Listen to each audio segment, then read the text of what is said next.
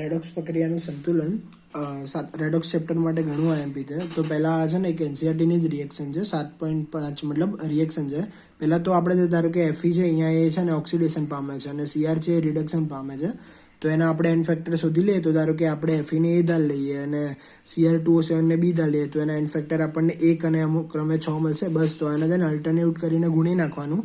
મતલબ ધારો કે એ છે એનો 1 છે, તો આને આપણે 6 વડે ગુણીએ અને બીને 1 વડે ગુણીએ, તો તમને કંઈક રિએક્શન આવી રીતે મળશે. આમ તો તમે ફાસ્ટ કરવાનું, પણ આ તો મેં અત્યારે ખબર પડે એટલા માટે લખેલી છે.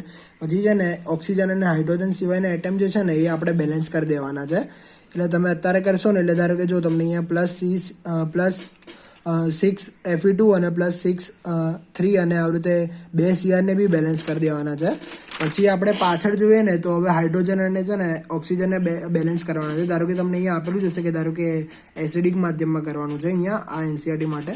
તો છે આ એનસીઆરટીની રિએક્શન માટે તો છે ને ધારો કે અહીંયા 7 ઓક્સિજન પેલી બાજુ છે, તો બસ અહીંયા 7 એડ કરવા માટે પેલી બાજુ આપણે છે ને 7 H2 એડ કરી દીધા છે. બસ હવે હાઇડ્રોજન રહ્યા તો આ બાજુ ધારો કે અહીંયા 7 દુ 14 મતલબ 14H+ અહીંયા એડ કરી દીધા. મતલબ આપણું આખું છે ને જે રેડોક્સ છે ને બેલેન્સ થઈ ગયું હશે.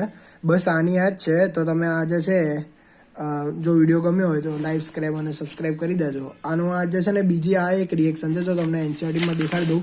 આ જ રિએક્શન મેં લીધી હતી એનસીઆરટી માટે. ધારો કે જો આ રહી અને એનો આન્સર બી કંઈક છે ને અહીંયા જ છે. જો એનો આન્સર બી આપણો જે આવ્યો છે ને એ જ આવે છે. જો બરાબર. Thank you.